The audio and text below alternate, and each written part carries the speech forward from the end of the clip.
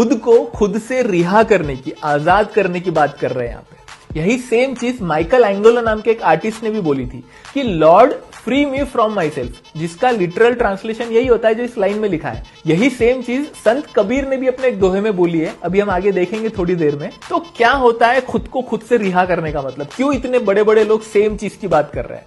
इस चीज को समझने के लिए ना आप रूमी का ये कोट सुनो। वो कहते हैं कि the lord is in me and the lord is in you as life is hidden in every seed. जिस तरीके से बीज के अंदर एक जान छुपी होती है, जब हम उसको जमीन में डालते हैं, पानी देते हैं उसको, तब उसके अंदर से पेड़ पौधे निकलते हैं। लेकिन जब तक हम उसको नरिश नहीं करेंगे तब तक वो एक सिर्फ बीज है, उसके अंदर वो जान छुपी हुई है। उसी तरीके से हम सब के अंदर रब छुपा हुआ है, लेकिन जब तक हम अपने आप को नरिश नहीं करेंगे, हम उसको उस मुकाम पे नहीं लेके आएंगे, तब तक हम उस रब को नहीं देख पाएंगे अपने अंदर। और यही सेम चीज इस कुन फाया कुन में भी लिखी हुई है। जो मुझ में समाया वो जो तुझ में समाया। पर कैसे करेंगे हम खुद को नरिश, किस तरीके से हम देख पाएंगे उसको? तो इसके लिए रूमी आगे कहते हैं कि rubble your pride my friend and look for him within you. मतलब पहले आप अपना घमंड, अपना जो ईगो सेल्फ है ना, उसको खत्म करो, उसके बाद अपने अंदर झांक के देखो, तब आपको उसका दीदार होगा। पर ये ईगो सेल्फ होता क्या है और कैसे खत्म करेंगे हम इसको? हिंदुइज्म में कहते हैं ना कि हम सब की जो आत्मा है वो उस परमात्मा से आई है। मतलब हम सब के अंदर जो सोल बसती है ना, उसका सोर्स एक ही है, उस गॉड का एसेंस हम सब के अंदर मौजूद है।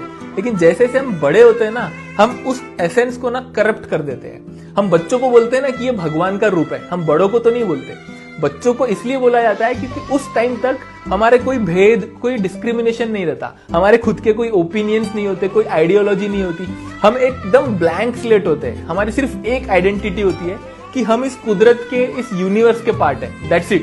लेकिन जैसे जैसे हम बड़े होने लगते हैं, हम अपने आप की एक अलग आइडेंटिटी क्रिएट कर लेते हैं इन दुनियावी चीजों को लेकर। हम बोलते हैं ना कि हम इस रिलीजन को बिलोंग करते हैं, हम इस आइडियोलॉजी में मानते हैं, मेरे पास इतना पैसा है, मैं अमीर हूं, मेरे पास ये डिग्री है, मैं इंजीनियर हूं।